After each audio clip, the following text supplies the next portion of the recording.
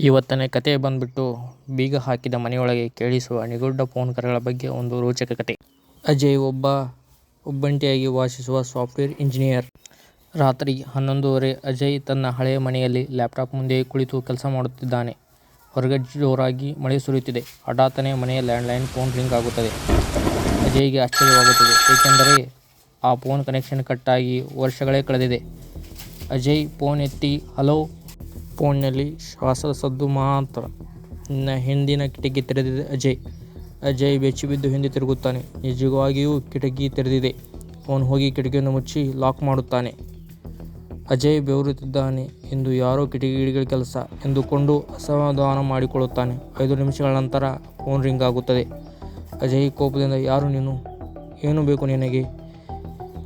ಅಪರಿಚಿತ ಧ್ವನಿ. ಕಿಟಕಿ ಮುಚ್ಚಿದರೆ ಸಾಲದು, ಬಾಗಿಲು ಹಾಕುವುದು ಮರೆತಿದ್ದೀಯಾ? ನಾನು ಈಗಾಗಲೇ ಒಳಗೆ ಬಂದಿದ್ದೇನೆ. ಅಜಯ್ ಓಡಿ ಹೋಗಿ ಮುಖ್ಯ ಬಾಗಿಲು ನೋಡುತ್ತಾನೆ. ಬಾಗಿಲು ಅರೆಬರೆ ತೆರೆದಿದೆ. ಅವನು ಬೇಗನೆ ಬಾಗಿಲನ್ನು ಹಾಕಿ ಮನೆಯ ಎಲ್ಲ ಲೈಟುಗಳನ್ನು ಆನ್ ಮಾಡುತ್ತಾನೆ. ಆದರೆ ಇಡೀ ಮನೆಯಲ್ಲಿ ಯಾರೂ ಇರುವುದಿಲ್ಲ.